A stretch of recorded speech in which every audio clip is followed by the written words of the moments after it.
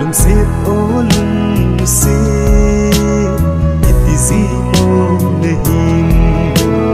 khát nơi tóc xinh dia lại tân cây ô chung chốn ra đi của tô bay yo